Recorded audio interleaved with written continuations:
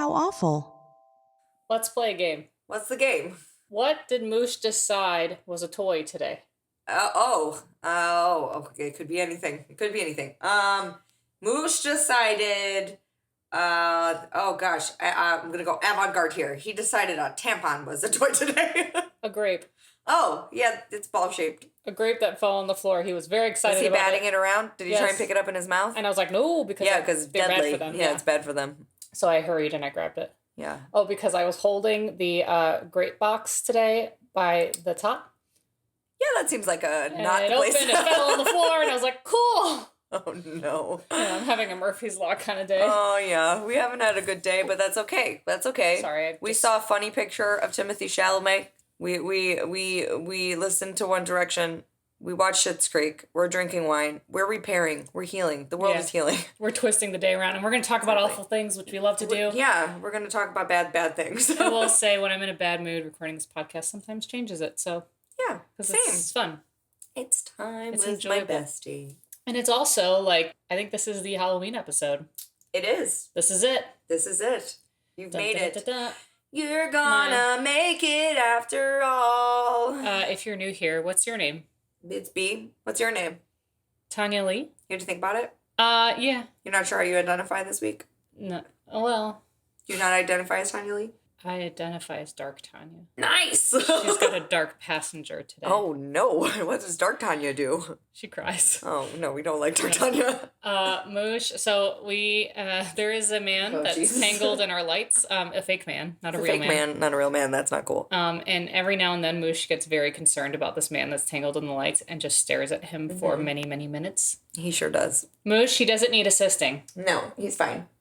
He's fine. He's good. He's fine. He's whatever. Meanwhile, Izzy is deep in a bath, so we're good. Busy. Also not appropriate to do on the clock. At least they're not sleeping. You know what? They're trying to do work here. Or at least she's not screaming at the bedroom door, which is an HR issue all in itself. Yet. It's beckoning me to go to bed with her. Yet. She's not doing that yet. Fine. She might get into that. It's true. It's Halloween, guys. It's Halloween. We got a little Halloween dinner party coming up, which will be fun. We do. A small group. We just wanted our vaccine and COVID test necessary to attend, and we're very excited. I'm going to decorate. There's going to be some floating witch hats in our dining room. It's going to be really cute. Yeah, it's going to be fun. We bought a whole lot of booze. Yeah, pumpkins. We just like hanging out with our friends. We do. Our friends are good people. Yeah, good human beings. You know you've got good friends. Here's the test, guys.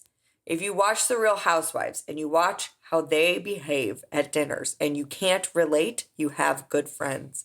Cannot relate. Yeah, we're always like, why are they fighting all the time? We never fight with our friends. No, never fought with my friends. I never really fought with you. We've had bickers, but not fights. Yeah, we have a healthy communication. Yeah, because when we are upset with each other's behavior, we say we're upset with each other's behavior.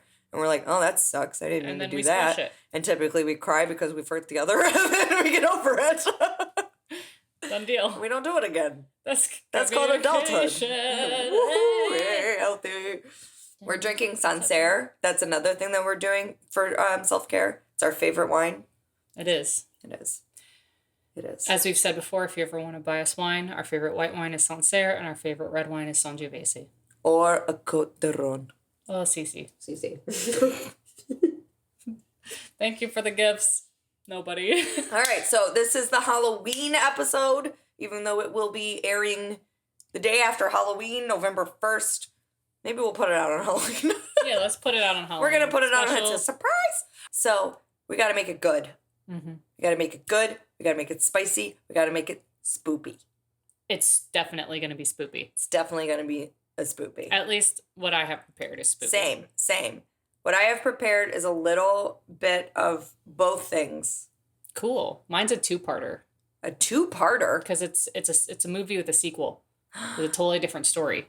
Interesting. So I did them both. Interesting. Because they were both short, and I was like, let's just fill it up. I think I have an idea of what it is. Then. Okay.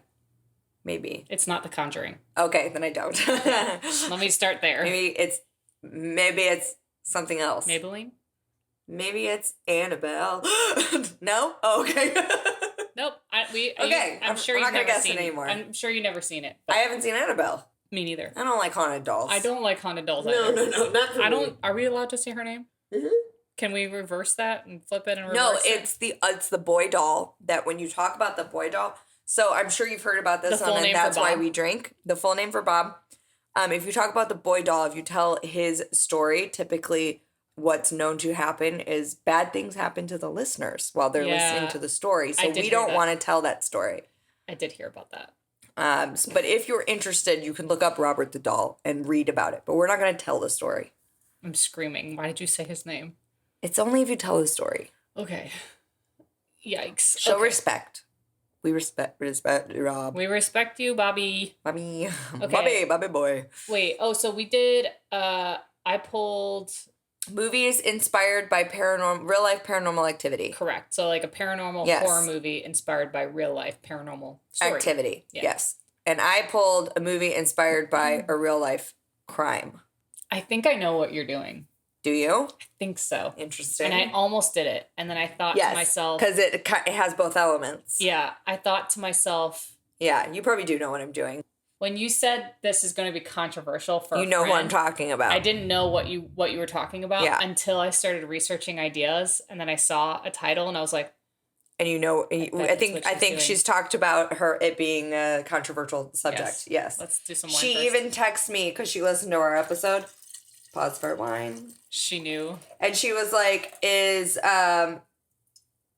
your next topic this?" And I'm like, "Yep." And then she goes, "Am I the controversial listener?" I went, "Yep."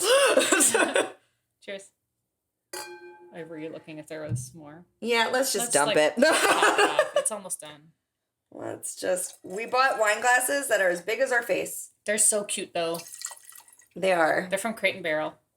Because we shattered the other ones. Yes, we break all of our glasses. We still have 2 of them out of the 6 she bought. Yeah, my mom bought us some beautiful wine glasses. We broke 4 of them.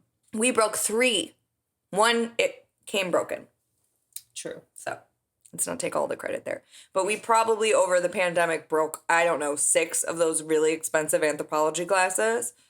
We gave up. We kept rebuying them, and they're like, no, okay, that's enough. Because, one glass was $16. These were, $7. Yeah. That's not a lot. And they're gigantorous, and they make me feel important. They're very cute. Okay, should we jump in? Watch me dive. Watch me do? Ooh, she jumped, guys. She did. I did a dive. You ready for a tale? I am prepared. Are you buckled in? I wrote it a little flowery in the beginning, because, I don't know, I had time.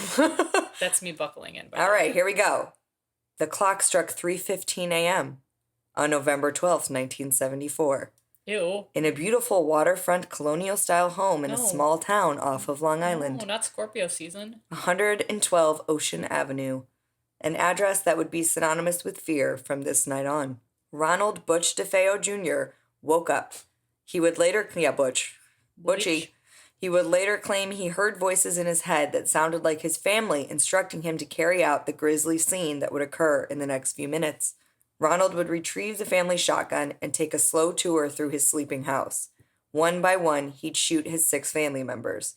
His 2 parents, Ronald Sr. and Louise, and his 4 siblings, Dawn, 18, Allison, 13, Mark, 12, and John Matthew, 9. He would shower, hide his clothes and the rifle and cartridges, and go to work as usual. At work, Ronald would behave as if nothing was wrong. Yeah. Around 6:30 p.m. on November 13th, Ronald would enter his local bar frantic. Patrons would recall him as manic and claiming someone had murdered his entire family. He claimed it had been a mob hit, but the person he connected to the murder had an alibi out of state that night. When he took the bar patrons back to his house to investigate, they could tell pretty immediately things were not as Ronald had described. The next day, he would admit to the killings. God, that escalated quickly. Seriously. Ronald? All 6 of the victims were found face down in their beds with no signs of a struggle. The police investigation concluded that the rifle had not been fitted with a sound suppressor and found evidence of sedatives having been administered. Oh. DeFeo admitted during his interrogation that he had drugged his family. However, the autopsy report indicated otherwise, per the doctor. Quote, "We did extensive toxicology, not only on the blood and urine, but on all of the organs that we removed, and it turned up 0 that there wasn't anything in their body." He says he drugged them, but he didn't. Neighbors did not report hearing any gunshots being fired, and those who were awake at the time of the murders simply heard the family's sheepdog Shaggy barking. You know how loud a shotgun is? Yeah. That's weird. He didn't wake up anybody. Like, he should have woke up the entire house with that first shot. Right. And he was able to shoot all 6 of them while they slept. None of them woke up. And no neighbors heard this. There's fishy. No silencer on the gun. No, that's fishy. Did he put a pillow there? Like, what? There is they do think he may have done that, but it still would have made a very loud noise. I mean, I don't know from experience. I'm assuming I've seen it in the movies. And my grandpa has shot a shotgun in front of me to kill a snake. Right. And it was like a bomb had gone off in my brain. Right. It was so loud. DeFeo, what? I was just barfing. Oh, okay, barf. Okay. DeFeo had a volatile relationship with his father, but the motive for the killings remains unclear. He asked police what he had to do in order to collect on his father's life insurance, which prompted the prosecution to suggest a trial that his motive was to collect on the life insurance policies of his parents. I think he just woke up feeling like murder. Feeling like murder. What's that? Was it something that somebody said after a school shooting? Yeah. Just felt like murder or something? Yeah. He said something along those lines, like, I just woke up and felt like murdering people. Yeah. DeFeo's trial began on October 14th, 1975. He and his... Not 1975. Sorry. Inside joke. He and his defense lawyer, William Weber, mounted an affirmative... Dirty. What? What's dirty? They mounted an affirmative defense of insanity. Oh, jeez. Louise. Saucy. With DeFeo claiming that he killed his family in self-defense because he heard their voices plotting against him. Oh. The insanity plea was supported by the psychiatrist for the defense, Danielle Schwartz. The psychiatrist for the prosecution, Dr. Harold Zolan, maintained that although DeFeo was a user of heroin and LSD, he had antisocial personality disorder and was aware of his actions at the time of the crime. Okay. Yeah. On November 21st, 1975, DeFeo was found guilty on 6 counts of second-degree murder. On December 4th, 1975, Judge Thomas Stark sentenced DeFeo to 6 sentences of 25 years to life. DeFeo was held at the Sullivan Correctional Facility in the town of Fallsburg, New York, and until his death, all of his appeals and requests to the parole board had been denied. Turned down. Rejected. Exactly. After his conviction, DeFeo gave several varying accounts of how the killings were carried out. In a 1986 interview for Newsday, DeFeo claimed his sister Dawn killed their father and then their distraught mother killed all of his siblings. What? No. Yeah. What? Apparently with a .38 caliber Smith & Wesson revolver before he killed his mother, even though it's clear that all of them were killed with shotgun blasts while they were sleeping. Yes. He stated that he took the blame because he was afraid to say anything negative about his mother to her father, Michael Briganti Sr., and his father's uncle out of fear that they would kill him. His father's uncle was Peter DeFeo, a captain in the Genovese crime family. What? So he's a mob boss, basically. Oh. In this interview, DeFeo also asserted he was married at the time of the murders to a woman named Geraldine Gates, with whom he was living in New Jersey, and that his mother phoned to ask him to return to Amityville, which is the town in Long Island. Okay, first time I said it. To break up a fight between Dawn and their father. Subsequently, he drove to Amityville with Geraldine's brother, Richard Ramondo, who was with him at the time of the murders and could verify his story completely. That's what he's saying. Okay, in 1990, DeFeo filed a 440 motion, a proceeding to have his conviction vacated entirely. In support of his motion, DeFeo asserted that Dawn and an unknown assailant who fled the house before he could get a good look at him killed their parents, and Dawn subsequently killed their siblings. He said the only person he killed was Dawn, and that it was by accident as they struggled over the rifle. I can't keep track of how many different versions of this story he's come up with. Again, he asserted he was married to Geraldine and that her brother was with him at the time of the murders. An affidavit from Richard Ramondo was submitted to the court, and it was asserted he could not be located to testify in person. Evidence was submitted to the court by the Suffolk County District Attorney's Office suggesting that Richard Ramondo did not exist and that Geraldine Gates was living in upstate New York, married to someone else at the time of the murders. Oh my God. What a mess. Yeah, seriously. Geraldine Gates did not testify at this hearing because the authorities had already confronted her about the false claims, and in 1992 secured a statement under oath where she admitted Ramondo was fictitious and that she did not actually marry DeFeo until 1989 in anticipation of the filing of the 440 motion. So she married him in jail. Wait. Yes. I'm so confused. Why? He was saying he has been married to Geraldine since the 70s, but he married her in the 80s while he was in prison. She was just married to somebody else at that time. Yes. Gotcha. Yes. What? She married him in 1989 thinking he was going to win this 440 motion, which not a chance in hell. I will never, ever understand women who marry people in prison for like murder. This. Yes. There are some people that I'm like, okay, I get it. There are some. But like not that I would. Like the woman that that married Damien Pickles? Yes. Mm-hmm. Yeah. He's one of the Memphis 3. Memphis 3. Great guy. Yeah. Great guy who deserves all the happiness, and I hope he's happy with his wife. Yeah, and that's we'll probably cover that at some point. It's but just it's a whole undertaking. Yeah. But, spoiler alert: they were proven innocent. Yes. So we're not supporting somebody who is actually guilty of murdering children. Very, very innocent. Yeah. You should totally. I'm just plugging it right now. Watch West Memphis 3. This documentary about them. It's so probably good. One of the best documentaries I have ever seen. Peter Jackson did it. They solved the crime while making the documentary. Film. Yeah, which is crazy. Yeah, and you get to see them you get to see Damien be released. Yeah, which is really special. Yeah. And he was literally on death row with an execution date, which is... It's a really interesting twist, what happened. It is, for sure. Check it out. Yeah. Anyway. Sidebar. Long story short, also read the book. I haven't read it yet, but I still what's have it called? Hold on, I have to look it up. It is. I have to look it up. Hold on. Yeah, he wrote a memoir called Life After Death, and it is so good and should absolutely be read. Anyway, back to Butch. Okay, so long story short, none of this could be proven and was completely different from what his original statement was, so the judge threw it out. You don't say. And this is the true story that inspired the Amityville Horror. Okay. I wish I had that button. No, it's a horrible button. No, it's a horrible button. The house has since changed the address from 112 to 108 to detract tourists, but it hasn't worked. The mass murder, not even the biggest macabre draw to the home. It was the elaborate supernatural story of the Lutz family that moved in after the murders and only lived there 3 weeks before fleeing with only 3 sets of clothes per person with them. In December of 1975, George and Kathy Lutz believed their purchase of the 4,000 square foot house at $800,000 at $80,000 was a steal. 4,000 square feet, $80,000. Holy crap. Because of all the murder. The following is what they claimed occurred during their short 28-day residency.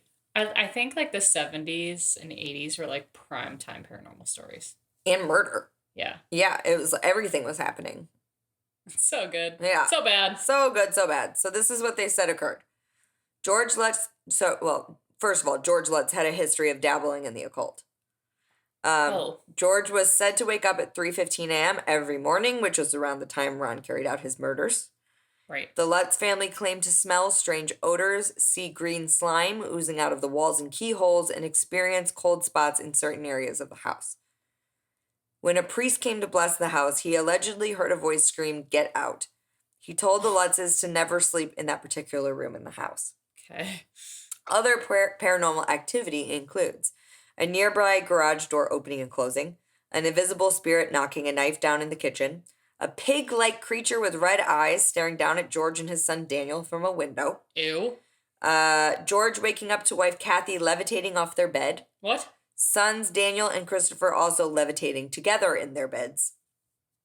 Okay. However, the validity of George and Kathy's tales has always been in question, despite the way Hollywood has portrayed the events. Mm-hmm. After telling their story, George and Kathy took a lie detector test to prove their innocence. They passed. Lie detectors have been proven to be not a great source of evidence. The couple was bogged down in legal and financial issues, which prompted skeptics to believe they had the motive to create a fantastical story to sell to the public. Mm-hmm. The Lutz's former lawyer, William Weber, who fell out with them over money issues, came out in 1979, claiming the 3 of them came up with the horror story over bottles of wine. Oh. However, son Daniel, who lives a quiet life in Queens, New York as a stonemason, claims the house ruined his life and that he continues to have nightmares to this day. Is he the one that has that movie, My Amityville Horror? He might. There's like a movie that's like a documentary. It's called My Amityville Horror, and it's about somebody that lived in the house. Yeah, it's Daniel. Yeah. So for 14 months after the Lutzes moved out, the house sat empty until the Cromartie family bought it for $55,000. Oh my God. And moved in. Yeah. So shortly after, the press around the house hit. Books and articles came out in swift succession, and the Cromarties began to get nonstop visitors interested in the gruesome and supposedly haunted history of the house. I would sell it for $1 million to Zach Bagels. Zach Bagels would buy that shit. He'd buy it for more than $1 million. Bagels would buy that so quick. Yeah.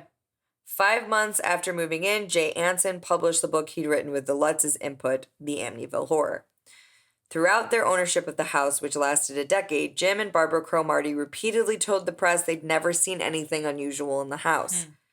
Instead of spirits, their Cromarties complained they were haunted by what could only be called paranormal tourists, aka us, who knocked on the door at all hours of the day and night. We wouldn't do that. No, we would never. And don't do that. No, don't do that. These people sometimes called themselves witches. Sometimes they cursed out the Cromarties and told them they would die. No. Sometimes they were drunk. And sometimes, as the family told Newsday in 1978, they were just odd. Quote, I think one of the funniest things was when we woke up at 3 o'clock and heard this guy with a bugle playing taps on the front lawn. I opened the window and applauded and said, kid, you've got a real good sense of humor, said Jim Cromartie. Though Cromarties would eventually sue the Lutzes, Anson, and book publisher Prentice Hall for $1.1 million in assorted damages for fraud, trying to get them to admit that the subtitle of Anson's book, A True Story, wasn't quite what it was cracked up to be. The suit settled for an undisclosed six-figure sum in 1982. So under $1 million. The subtitle still stands, but sometimes it seemed even Jay Anson thought True Story might have been an exaggeration, so the author of the book. Whenever he was asked by the press if he actually believed the story he had written, he usually gave some wry reply. To People in 1978, he said, I'm a professional writer. I don't believe and I don't disbelieve. I leave that to the reader. To the New York Times the same year, he said, I believe these people believe that they went through all those things they saw and heard. That's a very, very politically correct way of saying I don't believe them, but they believe them. Good for you. Good for you, yeah. Pats on head. Exactly. Then in 1980, at the age of 58, he died of a heart attack and so never got around to explaining why so much of what is claimed in his book, police visits, Catholic priests with ghostly experiences, stormy weather, turned out to be untrue, according to all concerned. Oh. Yeah. Snap. The only people, in fact, involved with Amityville who insisted that it was real were the Lutzes themselves. Their relationship to the story always seemed to swing between absolute faith in its truthfulness and ambivalence about telling it to anyone. They gave a press conference immediately following their exodus from the property, then promptly fled Long Island for California. They only agreed to cooperate with Anson, who gave a few press interviews pegged to the book. But in those interviews, they were suddenly the same reluctant, guarded couple they'd been in the original press conference. For an interview with the Los Angeles Times, for example, they demanded that the reporter not reveal precisely where they lived, take photographs of the inside of their house, or take photographs of the children. After Kathy's death, George would give several interviews admitting that little details, like the green slime, were made up, which led the public to believe his entire story was fabricated. Oh, so disappointing. Right? But his children have complicated that, because at least two of them clearly believes that there was a haunting. Danny Lutz and Christopher Quarantino, the two older Lutz children, say they remember the events, shadowy figures, and being thrown up a staircase by malevolent spirits. Oh. Yeah. And when Danny Lutz told his story in a recent bizarre documentary called My Amityville Horror, I forgot I mentioned that, he was in evident turmoil about it. He said, I was possessed by a spirit that I could not get rid of on my own. Okay. So you don't know if it's like kids being brainwashed by their parents or what. Well, we tend to remember things the way they're told to us. Exactly. So, like, if I have any childhood memories, right, sometimes I'll think about that memory and I'll be like, oh, I don't know if that's actually a memory. Right. Or just something that my parents told me I did or I said. Right. So it's like, a memory through the perspective of somebody else. Exactly. So how much can you trust it? I mean, these are shared memories between him and his brother. Yeah, which is very interesting. Adds a little bit of validity to it. You know, I love a shared experience. Yeah. I'll talk about my theory after I finish up. I was going to ask. So. I definitely have one. Okay, it says, actually, Danny Lutz claimed the disturbances in the Amityville house had nothing to do with the DeFeos. He said it was actually George who had summoned the bad spirits with his dabblings in the occult. Oh, and it was already like a menacing presence. Yeah, it was already like, I don't want to say haunted presence, but like... it was already a dark space. Yeah, there was already like trauma in the space. A vain, domineering stepfather. He had terrorized his stepchildren. He sometimes beat them with a wooden spoon as punishment. Christopher Quarantino, the middle Lutz child, has told similar stories and also blames George for the haunting. The third Lutz child, Missy, has never spoken publicly about her experience. Still, Danny Lutz insists there was a force larger than George Lutz at work in the house, too. He said evil, demonic spirits. He says this with absolute certainty. He said, I know they exist. Oh, God. So whether or not the supernatural tales are believed, it seems only the Lutz family have experienced anything in the house after the DeFeos, leading most to believe the Amityville horror tale was just a gross exploitation of a mass familicide. No other owner of the home has experienced anything paranormal, even since the Cromarties as well. Good for them. So my theories. Yes, I was just going to ask, do you believe it? So there's two ways that could go. Okay. It could be that the Lutzes moved in so soon after the tragedy that the horror of it lingered. Yeah, there was like an echo. Yeah. And I do believe that hauntings don't necessarily always stay. Sure. So it could have been that it was so fresh that it was still haunting the home and hadn't passed on yet. I think there's also something to say, just to chime into that, about people that are more sensitive. Right. To trauma in a space. Right. Like you and I were in the same home. Right. And you experienced paranormal activity and I did not. I mean, I had experienced a little bit of stuff, but nothing as severe as me. Yeah. Right. So I think that's a really good example of like sensitivity levels, right? So like you can have a family that well, not a family, but at least a person in the family that dabbles in the occult. For one, is probably going to be more sensitive, and draw that sort of energy towards the home. Yeah, where I'm sure that, like for instance, this might be a sensitive or what's the word I'm looking for? Controversial topic for my family, but while my brother and Kristen were living in my grandparents' house, they were dabbling in the occult.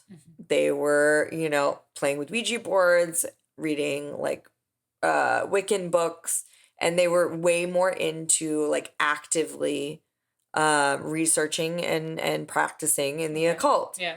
And a whole lot of horrible shit happened while they were doing that. When my aunt moved in after them, she had a couple occurrences with the basement. Sure. And she had a couple occurrences where she smelled peppermint. Which her dad, my grandpa, always sucked on peppermints. But nothing menacing, nothing as dark as what was happening when my brother lived there. Right. And has since experienced nothing. And she's renovated the basement. She's done all this stuff. Nothing.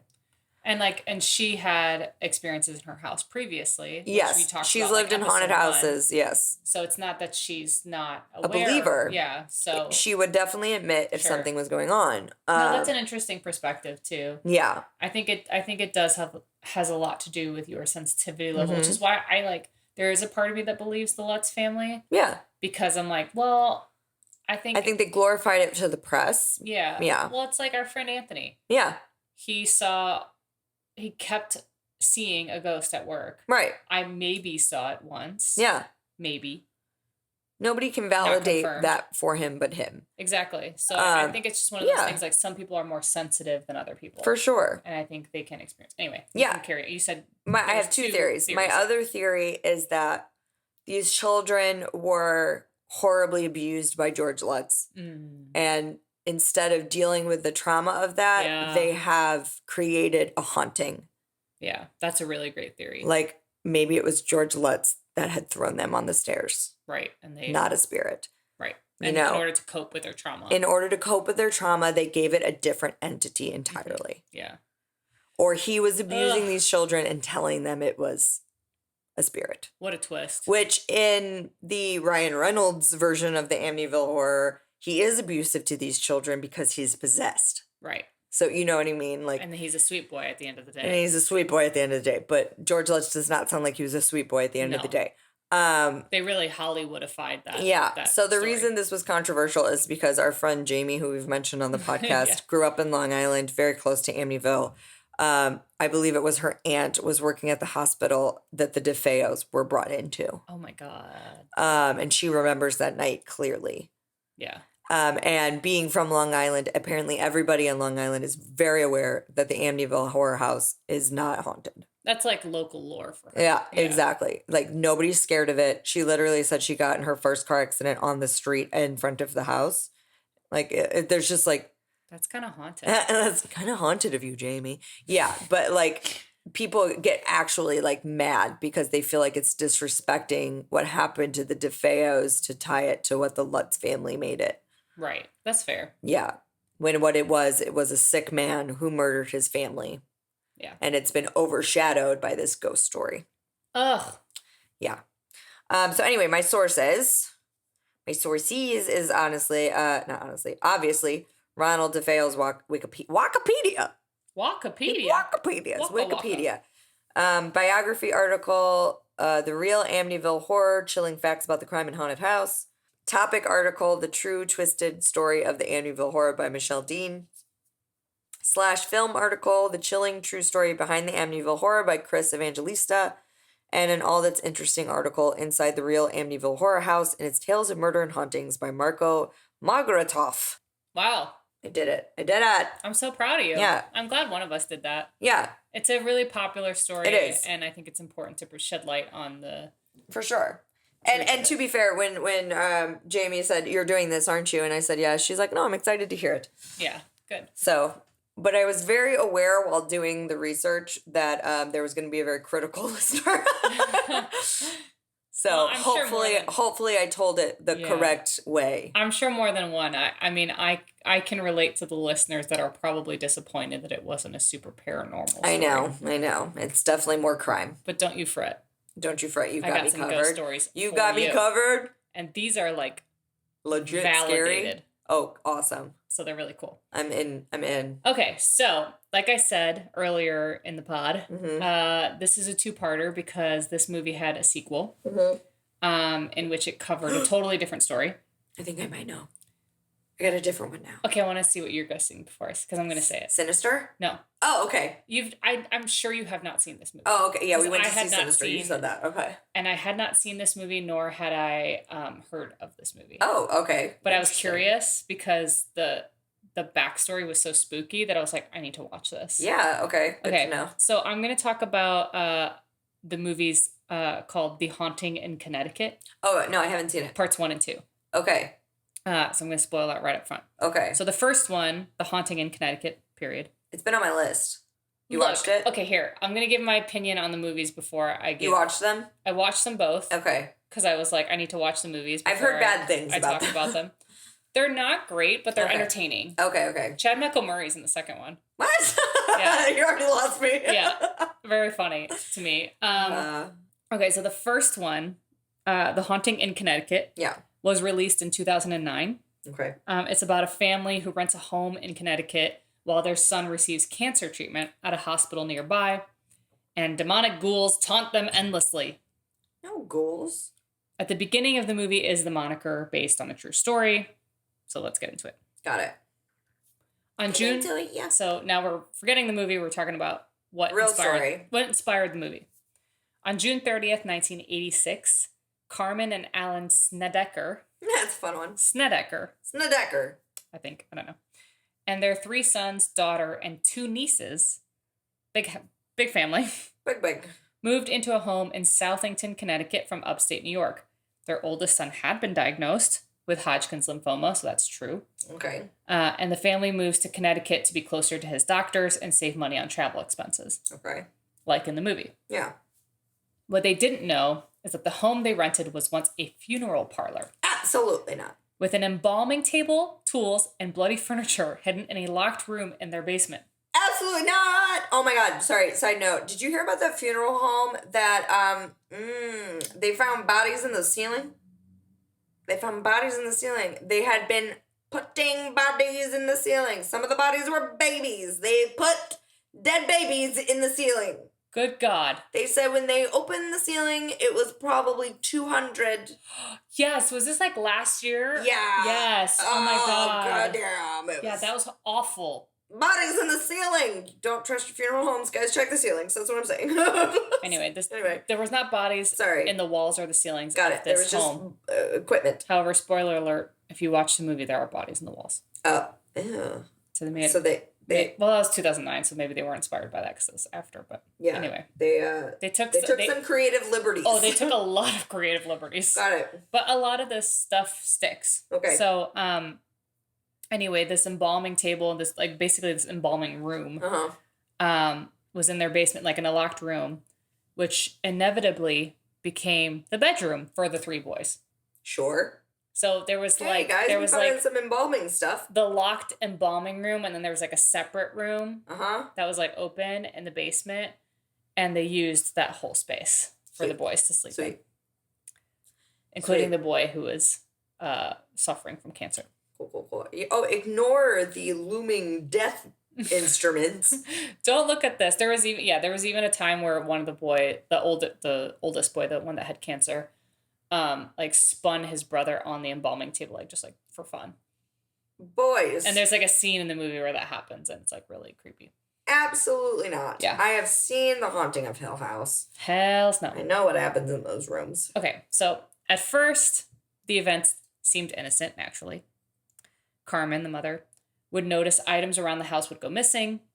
The children spoke of seeing strange people lurking in their home. Specifically, they claimed to have seen a thin man with high cheekbones and long black hair, as well as a man with white hair wearing a pinstripe tux. So, Johnny Depp, Ian McKellen. Yes. Okay. Casting it. It's just Timothy with long hair. Fine. Timothy doesn't have black hair. He is like a thin man with high cheekbones. Very ghouly. He is pretty ghouly. Everybody dreamcasts him as Victor from Corpse Bride. Oh, gosh. Okay. After the sightings began, their oldest son had a very dramatic personality change that included violent outbursts, which I think could be a side effect of the fact that cancer he had cancer and he was getting treated and he was getting experimental treatments. Oh, absolutely. My dad was a big old dickhead. Sorry, Mom. When he was on his cancer treatments, he didn't act like himself at all. So mean. But of course, in these stories, they blame the paranormal activity for his change in personality. Sure. But he attacked family members out of nowhere and simply wasn't himself. In addition to his cancer, the doctors diagnosed him with schizophrenia. Yikes. But his parents were not convinced. They believed that his behavior was a direct reaction to the home's hauntings. While mopping one day, Carmen saw the mop water turn blood red. Oh, okay. Lights would illuminate without a bulb inside. They found old photos and personal items of the deceased in an upstairs attic. Okay. The house randomly began to smell like rotting flesh. The family then began making more serious claims. This is when it gets kind of crazy. So more crazy than blood mop water and smelling of dead bodies. Trigger warning? Trigger warning. Give your trigger warning. Rape. Okay. Oh, okay. Is it going to get all AHS on us? Yes. So, ghost rape? Carmen and Alan said that they had been raped and sodomized by something in their home. Oh, yeah, this is straight up American Horror Story Murder House. While Carmen was in the shower curtain wrapped itself around her face, pressing against her. She had to call for her niece Wendy to come free her. In desperation, the family called the infamous Ed and Lorraine Warren. Keep these bitches out of it. Oh, my God. It's 1986. What do you expect? Oh, my God. Keep these bitches out of it. Let me sip. I think there was a side story that Ed and Lorraine went to the Amityville house too. Yeah, they did. I just left it out of it. That's what they were known for. The Amityville house? Yes. Oh, they became famous because of the Amityville horror house. that they played along with the Lutz family. Ah, literally all of the reason nobody mentioned Ed and Lorraine. Yeah. I just knew that they had done it. We've spoken about them a few times before. They're hackies. And as a reminder, they're kind of a controversial pair. Yeah. They're a pair of paranormal investigators. Ed was a demonologist, while Lorraine claimed to be clairvoyant and a medium. Mm-hmm. There was a lot of press about them being fake and all this stuff. So there's a chance that... I think that... Here's my thing with Ed and Lorraine. I think that there is a truth to them, but it didn't happen every time, so they would make stuff up when it didn't. I think they were exaggerators. Yes. They were bagels. I think they had enough experience with the paranormal that they were like, yeah, we're going to deal with this. Yeah. But then I think when they would arrive somewhere and it didn't work, they were like, well, we got to get our money's worth. Exactly. So let's make it work. They're literally the bagels of the 70s and 80s, because when real shit happens around bagels, he shits his pants on TV. Yeah. Go ahead. So Ed and Lorraine spent weeks in the home to hopefully garner the full experience of the house, which tells me that they stayed there longer because they probably weren't experiencing much and they were waiting for something to happen. Right. But at the end of their investigation, they claimed that the morticians who worked in the house when it was still a funeral home practiced necromancy and had infused the home with a deep evil. What deep evil? An exorcism on the house was then performed on September 6, 1988. The Snedeker family haunting garners a lot of controversy, naturally. Here's why. Some reporters claim that the owners of the home said that the home had never been a funeral parlor or that it was plagued with evil spirits. Mm-hmm. But, of course, they would say that because they want to be able to sell the home and be able to rent it to future people. Naturally. But it was actually documented that the house was once the Hallahan funeral home for multiple decades. So they lied. But that was like a thing that people would say, oh, well, they're lying because it wasn't a funeral home. They're like, well, actually it was. Mm-hmm. And here's the evidence. An interview was held with the Warrens and the Snedekers. I'm having trouble with that last name. It's a weird one. Snedeker family. I can say it. It's hard to come out of my mouth. You got this. With the Warrens and the Snedeker family for a book called In a Dark Place by Ray Garton. Ray noticed that their stories didn't exactly match up. And Ed said, oh, they're crazy. You've got some of the story. Just use what works and make the rest up. Just make it up and make it scary. So that was a really fishy thing to say. Ed Warren. It's fishy. Another claim against the Snedeker family is the fact that they continued to live in the house for 2 years after the hauntings began, including the creepy rapes scenario. Okay, but here's the thing. Some people cannot move. And clearly, here's the thing. In their defense, their oldest son had Hodgkin's lymphoma. Exactly. That's literally not their biggest concern. Yeah, they literally moved into that house so that they could afford to get him treatment. Right. So they didn't have to keep traveling and paying for travel expenses. If they're paying for treatment, I promise you they could not afford to leave that house. Right. And then people who lived in the house afterwards, just like the Amityville Horror House, said that nothing happened. Okay. I personally have a similar theory to you where I think there was trauma happening within the house with the oldest son suffering from cancer. Yeah. I think he was more susceptible to trauma in the house. Yeah, I also have a sort of... It's a theory that when somebody is dying, mm-hmm. they're 1 foot in, 1 foot out, and it encourages... Yes. It's a field for paranormal activity. That is exactly what the movie was. Okay. Was that. He's dying, so he's opened the veil. Yes. Okay. So in the movie, I'm just going to describe this. There is a character that doesn't exist in the true story, which is this priest that the boy meets at chemo. Okay. And he brings home to like bless the house because the house is like haunted and tormenting him, specifically only him. Mm-hmm. And the priest says the reason why you and I see this stuff is because we have 1 foot in and 1 foot out. Mm. And we are able to see these things. In the movie, and so spoiler alert, in the movie and in real life, the oldest son survived cancer. Oh, good. Only to later die from it many, many years later. Yeah. Sadly. Yeah. It relapsed, I think, in his 40s or 50s. Oh, wow. So he was still young. Long time But still, he was in remission a long time. Yeah. Probably long enough for him to think he was free of it. Yeah. What's weird is that, like, different sources had different names for him. So that's why I'm not saying his name, because I actually don't know which one is true. Like, some said Peter, and then another one said Stephen. And I was like, what is true? What is the truth? What is his name? Yeah. So my sources for this part is terror29.com article called The True Story of the Haunting in Connecticut by Zach Tenebeau. ChasingTheFrog.com, which I didn't know existed. That's fun. Is a website that looks into true stories behind movies. Interesting. So it, like, validates whether or not stories are true. And, like, compares and contrasts. Okay. Which was kind of a cool thing for me to look at. Yeah. And then I watched a YouTube interview from the Sally Jesse Raphael show. Yes, I love Sally. With the Snedeker and the Warrens. I wonder if I saw it, because I watched so much Sally Jesse. It was out, 1992. So I probably watched 5. That's when I watched it. God. I would literally pretend to be sick to stay home from school and sit in my aunt's room at my grandma's house and watch Sally Jesse all day. And Maury. But yeah, and people were really... Jenny Jones. It felt like a Jerry Springer episode. Yeah, that's what it was. Because they were so mad at them for seeing ghosts. YouTube? Yeah. Yeah. Sally Jesse is on YouTube. Yeah. At least this one is. No, I have to watch that. Okay. Yeah, the audience gets super pumped. Yeah, so that's why I was like, yell at them. That's the Snedeker family. And now we're going to dive into part 2. Part 2.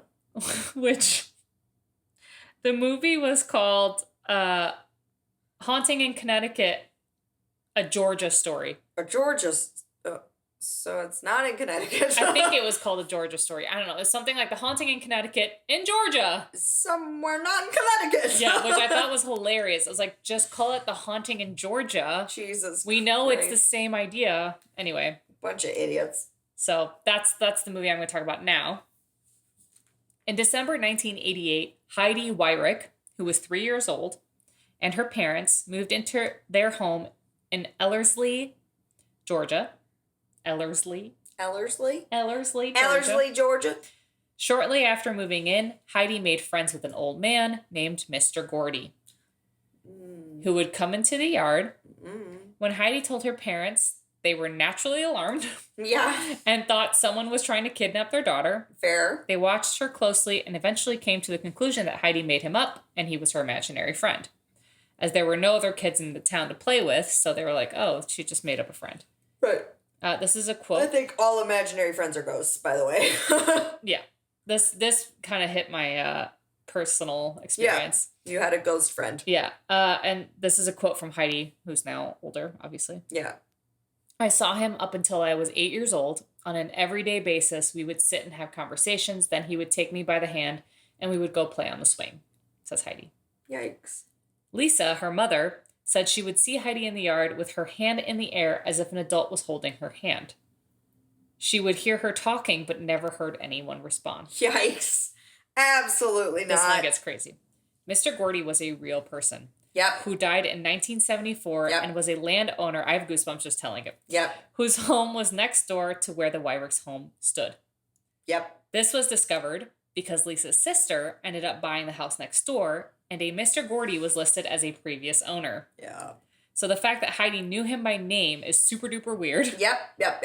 She even asked if she could be taken to his grave. And as soon as they got there, Heidi ventured off on her own and led them to his grave. No. This was before she could even read. No. So she couldn't even see, like, Gordy's name. Kids are creepy. There was also a man that she saw with white hair that would appear at the front door and a bloody t-shirt and a bandaged hand. This was who Heidi would call Con. But it was, Con. Like C-O-N. Yeah. But it was later discovered that this man's name was actually Lon Batchelor. And he lived in the area and died in 1952. What the Yeah. Oh, God. There was also a dark spirit in the house. Okay. Who appeared like a shadow figure and was not as friendly as Mr. Gordy. He would open and slam cabinets and doors, move items around the room, attacked Heidi's father, Andy, 4 nights in a row, and left him with severe scratches and gouges. Rude. Heidi was also scratched and had her hair pulled. Heidi was able to identify Mr. Gordy and Lon in old photographs presented to her among a slew of other photographs verifying her sightings. Yeah, so like somebody in town who like was familiar with Mr. Gordy and knew the two people that passed away. Right. Just showed her pictures, not saying that this is Mr. Gordy or this is Lon, and being like, okay, out of all these people, which one is Mr. Gordy? Uh-huh. And she pointed directly to him. Yeah. And the same thing with Lon. She's like, that's Con, but she couldn't because she was little, so she said Con instead of Lon. So that's really creepy to me. Don't accept. They ended up having a second child named Jordan. And Jordan also claims to see a new entity, a little girl this time.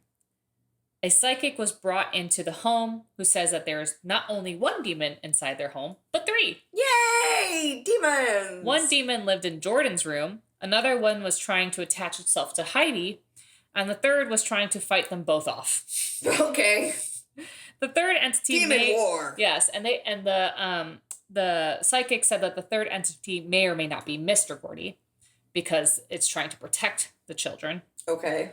And that the psychics also claimed that there was a portal in their living room through their fireplace, which is why they had so much activity. Love a good portal. One night, Heidi screamed for her parents, yelling that something was at the end of her bed. When they arrived, something was hanging Heidi upside down. What? And that was the last straw. The family finally moved out. Yeah. Hanging Heidi upside down. Yes. So, the only thing that happens in the movie that's relatable to this is Lon and Mr. Gordy. All the other, like, there was, like, this crazy B story about the Underground Railroad. And, like... What? Yeah, it was... And I was, like, trying to find truth in that because I was like, that's kind of fascinating. But no. And how these white people, like, freed the slaves of this, like... Mm-hmm. Of this, like, demon ghost person that, like... Demon ghost, got it. That enslaved them. Sure. And I was like, wow, is this true? No, that part is not true. Absolutely untrue. Got it. Absolutely not true. Jesus. So if you do end up watching this movie, please note, I did not find any evidence that part of the story is true. Underground Railroad part, untrue. I can't say that it isn't true, but I didn't find any evidence that it was true. Appears to be untrue. Got it. So I literally, when that was happening, my whole face went, oh, what? What is happening? Yeah. There was also this crazy scene. So, like, instead of the sister buying the house next door, the sister, like, buys, like an RV and, like a van and, like, sets it up on their property.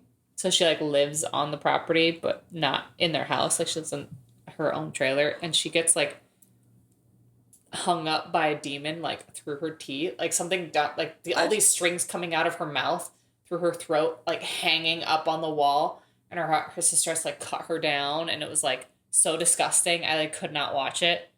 And there's, like, a really creepy scene where the little girl... No, she apparently was alive. And I was like, what the fuck? Okay. And then there was, like, this crazy scene where the little girl's, like, left alone in the car because the dad's, like, trying to get the dog because the dog's barking like crazy. And he's like, hold on, just stay right here. Uh-huh. And the little girl's just, like, sitting in the car. And there's this, like...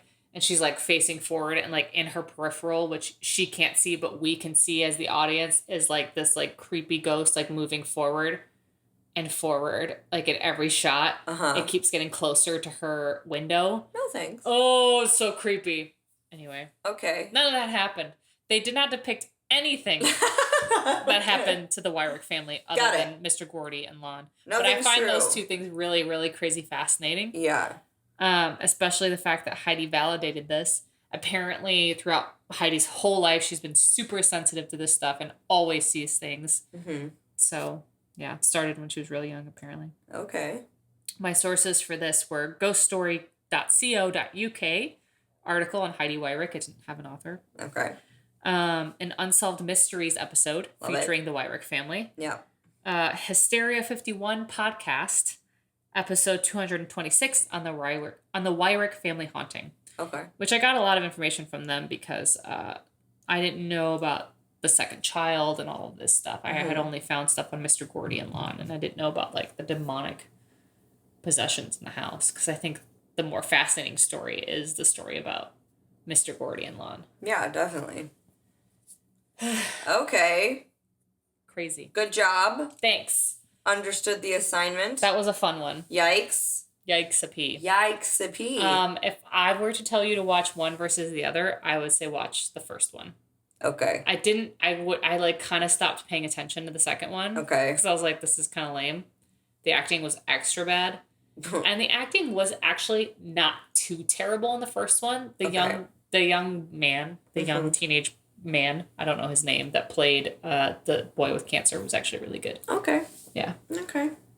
All right. Sure thing. Yeah. I've seen him in something too, and I can't think of what it was, but oh well.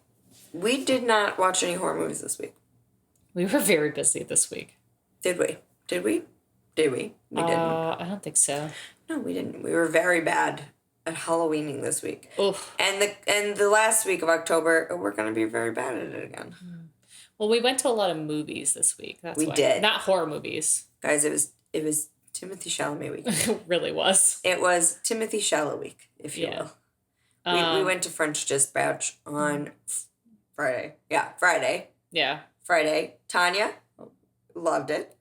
I wouldn't say I loved it, okay. But I did like it. Okay. Yeah. Me, I was charmed by it.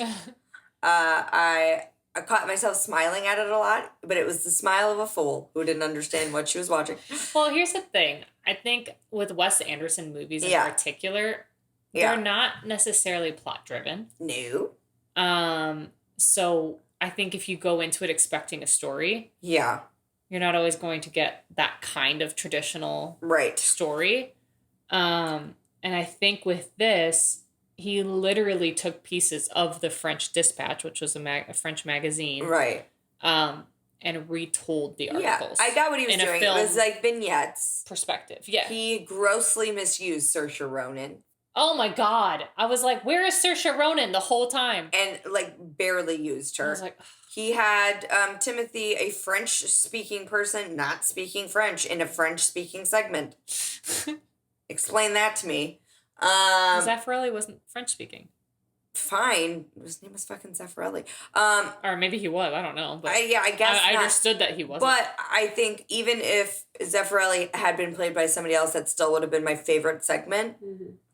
Probably because I'm Frances McDormand AF. Oh, we want to be Frances when we grow up. We do want to be Frances. She's the coolest. She's so cool. But that was also just like the funniest portion to me. Although Adrian Brody, I was gonna say he was shining so funny in that movie. He was so good. He was one of the best parts of that movie. And Tilda Swinton. Yes, nailed it. Oh my God, nailed it. I think they're definitely going to be Oscar nominees out of the French Dispatch as actors. Mm-hmm. I don't think it'll be Timothy, but I think it'll be Adrian and Tilda and Benicio. Not and, but ors. Either Adrian, Tilda, or Benicio. Yeah. I don't think it'll be Timothy. Benicio was really good too. Yeah, he was very good. He was really good. I think Adrian was the star of that. Adrian was very funny. Yeah. Yeah. So I enjoyed it. I enjoyed watching it. I didn't get it. I wouldn't watch it again. Sure. But if somebody was like, we're going to watch a Wes Anderson movie, pick which one, I would pick that. Sure. All the other ones I don't like at all. So that one was charming. Sure. And then we saw Dune. Which I think is a collective. How wonderful. It is the collective. How wonderful. I don't really think we need to pick a different one because we are both we are after Dune now. I mean, I literally said to B. When we were like just hyping up going to see the movie, I was like, I feel like I'm before Dune, Tanya. Yeah. And then I will be after Dune, Tanya. Here's a testament to how good the movie is. The movie ended and I was like, damn it, I didn't even pay attention to how beautiful Timothy is. I literally see it again on IMAX. I feel like I need to watch it again just so I can drool over how gorgeous he is in the movie because I was just like, what? Yeah, please go see it in theaters. It is available on HBO Max if you can't afford to go to the theater, but it is so much better in theaters. We are Duncan, Idaho stands. Oh my God. Literally, I leaned over to B at one point and I was like, oh my God, he is so hot. He's so hot. Duncan, oh my God. So hot. It was like, oh my God. Like, I finally understand. I mean, not finally. I've always understood that Jason Momoa. But. He's beautiful. Duncan, Idaho. I also now fully understand Oscar Isaac. Yes, right? He's gorgeous. Yes, I'm there. But if we're going to talk about performances. Oh. Rebecca Ferguson. Can we talk about the Bene Gesserit? Oh my god, the Bene Gesserit is so freaking cool. You have no idea what we're talking about if you haven't seen it or read it. But yeah, it's so you gotta. They're witches and they're so cool. Very cool. And Rebecca Ferguson did an amazing job. I think she'll be nominated. I think Timothy will be snubbed, and it'll be a huge deal. Yeah. Speaking of witches, I finished WandaVision. Oh yeah. Today, and Wanda is the Scarlet Witch. Right. It was so good. I've heard nothing but good things. So good. Yeah. It was fantastic. Yeah. I'm obsessed with it. Yeah. I want to rewatch it already because it was so good. And then I started The Falcon and the Winter Soldier. Oh, yeah. I watched 2 episodes of that, and I was like, I miss WandaVision. Yeah. Like, it's just such a unique formula. I'm just trying to fly through the Marvel TV shows right now. Because that's fair. I want to see Shang-Chi. I want to see Black Widow and Shang-Chi before I see Eternals. Eternals? Okay, that makes sense. You can watch, your mom will watch those in Florida. Maybe. Oh, wait, no, we're going to see Eternals before that. Yeah, I mean, I might not. Watch it in pieces. You'll see it. Yeah, I was talking to her. I was like, I don't know why I haven't seen Marvel movies. I like superhero movies. I'm entertained by superhero movies. I'm just not like a superhero stan. Then I was like, you know what? Maybe I will. And then I looked it up and I was like, 25 movies. But they're all so good. I don't have the time. There's really not one that I would say is like less good than the other. Really? They're all really fun. Okay. We can slowly do them. I'll start it. Yeah. And I'll see how I feel. I would love to watch Iron Man with you. Okay. Because Iron Man is But I want to watch it in order. So I have to watch Captain America first. Mm-hmm. So if I watch that and I like it, because that's the one I'm not like the least interested in. That's fair. That'd probably be the one you'll be less interested in. Then I want to see Captain Marvel. Captain Marvel. Because I love Brie Larson and you can see Captain Marvel without seeing. But I want to. Yeah. I'm feeling very you about this. Yeah. Where I feel like I have to see it in order. I'd say, I'd seen a lot of the Marvel movies like sprinkled out here and there, but I had not seen them all in order. And seeing them now and having seen them all in order, I'd say like my favorites are probably Iron Man and Spider-Man. Over Black Panther? Black Panther was really, really, really good, but I think what I loved about Iron Man and Spider-Man is the humor. You know what? I'm a dum-dum, and I thought Wonder Woman was part of this universe, but it's DC. It's DC. Dummy. Yeah, it's like the Batman universe. Yeah. See, I'm a fan of DC. So I think if X-Men. X-Men. Actually, X-Men is Marvel. Oh, are they? Okay. Yeah. But they're not in the Marvel universe, if that makes sense. But Batman and Wonder Woman and all, like, I enjoy those movies. But I won't go down the DC tunnel because I refuse to watch Aquaman because of Amber Heard. So that won't ever happen. So I'll go down I'll try and go down the Marvel tunnel. I think you'd like it. The Scarlet Witch is in Iron Man and Avengers, right? So to get WandaVision, I have to see those. I think so. I mean, at least the Avengers. I think the Avengers are the best ones. Okay. Hands down. Because it's everybody and it's cool. Also, I actually really love Guardians of the Galaxy, too. I didn't know Guardians of the Galaxy was part of it. And I saw that and I was like, ow. I heard it's really funny. It's so cute. It's really fun. I just don't like Chris Pratt. No, I know. I liked fat Chris Pratt. Sorry. I miss Parks and Rec Chris Pratt. I miss Chris Pratt before he got an ego and became a crazy Christian. Yeah, same. I could not believe I saw some TikTok yesterday where it was like it was dirty. He was making a really dirty jokes. Horrible. And it was so funny. Parks and Rec's bloopers are funny. And I was like, oh gosh. I've still never gone down the Parks and Rec's hole. I mean, I've only watched the first 2 seasons, so I can't really talk. But I tried, and I just wasn't into it, which is surprising because I freaking love The Office, and it's the same tone. Oh no, it's good. I like it. I'll try it again. Anyway, that's... Anyway. I'm on, like, riffing. Yeah. Because I was thinking about witches and Bene Gesserits, and I was like, Wanda! Yes. But, so if we're going back to Dune, other honorable mention to Stellan Skarsgård. He wasn't in the movie very much, but he was a perfect casting of the Baron. Yeah, he was creepy. Because he was horrific. Awful. Horrific. Just awful. And everybody who thinks this movie is... How do I put this? Disrespectful to Middle Eastern and Muslim communities, watch the movie. Yeah. Because it's not. Yeah, and read there's a review by a Muslim viewer that puts it into perspective on why it is not that. Yeah. It's not about a white savior. Well, also, I think people are quick to judge because it's only part 1. You have not seen part 2. Part 2 is like insane, and it just got greenlit, which is pretty wonderful. Yeah. Yeah. October 2023. Yeah. It's so... Hopefully that doesn't get pushed. The second part was definitely my favorite part of the book. So I'm very excited. I'm really excited because I was not ready for the movie to end, and it ended, and it's 2 hours and 45 minutes. Yeah. And I was like, all right, buckle up.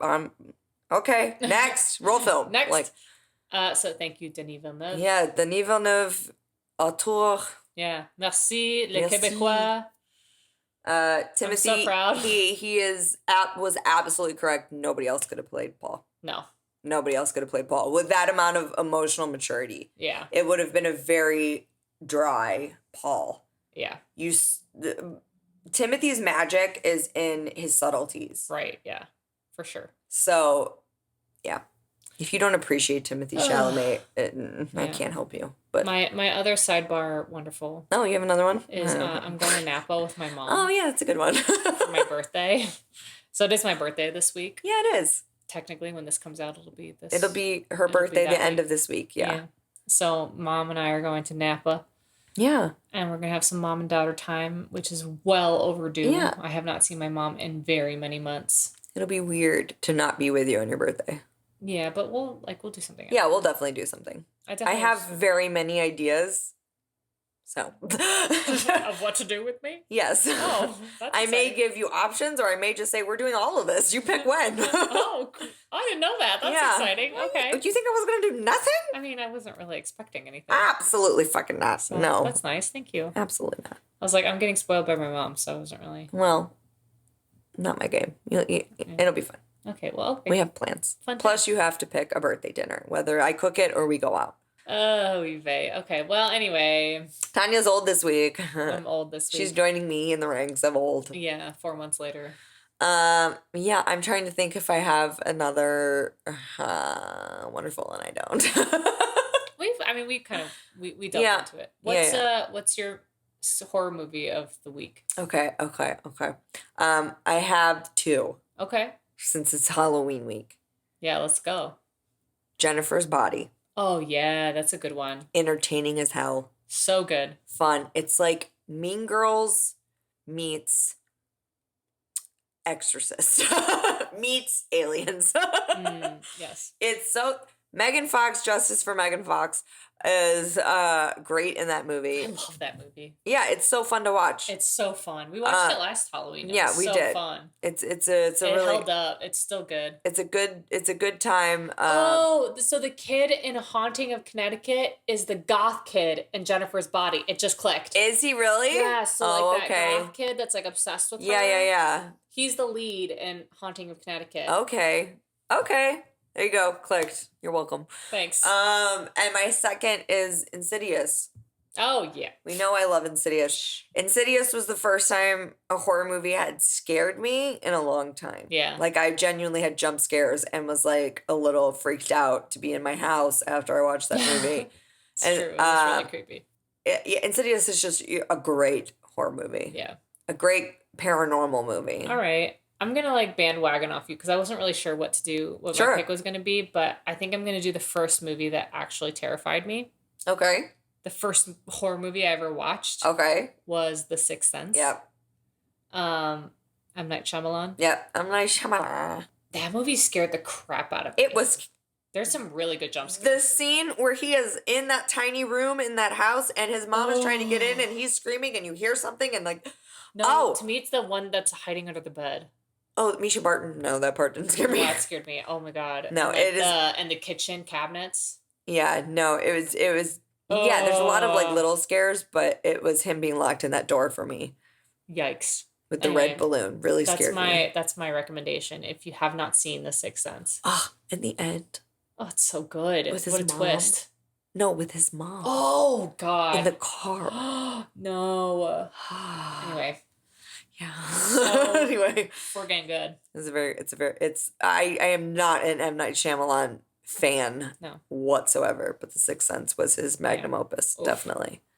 And like, I guess if you're doing 2, I'll just... go ahead. Because we're, like, in the spirit. Yeah, we're in the spirit. I mean, this is probably... I was about to say ho, ho, ho. That's not right. A dual shout-out. Sure. If you have not seen Scream... Oh, my God. Please frickin' see Where Scream. have you been living? Scream is, like, the greatest slasher movie ever made. Ever. It's the best movie ever. So entertaining. It's so funny. It's got genuine jump scares. Yeah, we're huge Scream fans. I mean, we have a stab poster in our living room right now. Yeah. Which is basically just it's a meta thing. It's like the movie poster in Scream 2, within a movie, which is about Scream 1. Yeah, exactly. In the movie. Exactly. Anyway. Meta. So good. This was my prized possession. I've been looking for this for 2 years. It's so good. And all I could ever find was it in a very small form. I wanted it full movie poster size, and I found it. I did it, guys. What's your song? All right. I have 2. Oh. I'm just treating you guys. I have we're big fans of Khalid in this house. Oh yeah. And he came out with a new single called Present that is a vibe, and it's very Khalid, and I've just been vibing to it all week. It's a great song. My second one is Looks Like Me by Dean Lewis. Oh, I like Dean Lewis. Yeah. I've actually been like listening to some of his stuff. He's a good singer-songwriter. He's like filling my singer-songwriter heart. He's good. I think I just have one. Okay, that's fine. It's a new singer that I found. Her name is Allison Poitier. Okay. It's like spelled Ponth. Okay. IER. And it's a song called Harshest Critic. Okay. I really, really I've been like downloading all of her stuff because like I've been really digging it. Isn't it so fun to find a new artist? Yeah. Oh, it's the best. It's the best. That's been me with Holly Humberstone. And there was a Michael Kiwanuka song that came out. It's from like a Netflix documentary called Convergence. Okay. It's called Beautiful Life. Okay. I really like Michael Kiwanuka. Nice. So he's the guy who sang the song from Big Little Lies. Right. That was like the credits song. Right. And it was like his song or his music was in like every episode. Reese Witherspoon's character was always playing Michael Kiwanuka in the house. Oh, interesting. Yeah. He was like the resident. Oh, I didn't know that. Artist for that show. Fun. Big Little Lies was so good. We need to pick normal stuff. Is there still one left over though? No, not in here. Okay. Okay, back to the oldies, but the goodies, classics, if you will. We'll keep up with the every week until the holidays, guys, because it probably won't. We'll probably take a break. You only have 2 and I have 3. I don't know. I don't know your life. We'll figure this out. Your point. Okay. All right, so I picked Exorcisms and Demon Possessions. True crime. Heyo. Boing. Rock and roll, baby. Boing, boing. Pew, pew, pew. Meow, meow, meow. Oh, a lot. Okay, so do the spiel, Jude. You can find us at you can do it. www.howawfulpodcast.com. Do it like Owen Wilson. You can find us at No, I can't do it. No, that was a good one. Do Drew Barrymore. Oh my god, you can find us. No, I don't even know. I don't know how to do Drew Barrymore. No, it's fine. She's lovely. She's not an impressionist. That's the guy. No, it's my that's not my forte. Do it as Tanya Lee. Oh my god. Okay, good. I can do that. You can also find us on all the social medias. We are on Instagram, Twitter, Facebook, TikTok. We are also on YouTube. Just search for us at How Awful Podcast. You can also buy merch now. If you go to howawfulpodcast.com and hit store, you can buy clothes there. Buy our clothes. Buy our clothes. They're fun. You can also join us on patreon.com/howawfulpodcast. And you can support us and you can be our friends and chat with us and read our blog entries and get more tidbits to the episodes that we don't share on the podcast. And extra videos that we don't post. I started singing Be Our Guest after you said about Patreon. Be Our Guest, yeah. I'm sorry. No, it's okay. I just didn't understand what you were singing. I can't control my brain. I was being quiet background music for you. Distracting. Okay, fine. You can also email us at howawfulpodcast@gmail.com. This is our favorite thing that you do, where you email us and you tell us about your true crime stories, your horror stories, your lore stories. We love to hear hometown lore. We love to share our hometown lore. Yes. But we also desperately want to hear your hometown lore, because everybody has something good. Everybody has something special to share, and we want to know what you've got to say. So email us there. We're friendly. We love emailing back and forth with our listeners. We sure do. Oh. Tell us your pronouns, please. Oh, I'm she, her. Oh, you weren't asking me. Yes. Sorry. Yeah. When you email us, just tell us your pronouns. We don't want to assume by your name. Yeah, I'm a she, her tomboy. I'm Tanya Lee. I'm B. And we've been... Moosh. How waffle during spooky season. Are you wonderful? I always feel like somebody's watching me. And I get no privacy. As always, we've been B and Tanya Lee. Our logo was created by MJ Savard, and our theme music courtesy of Nikki Lou.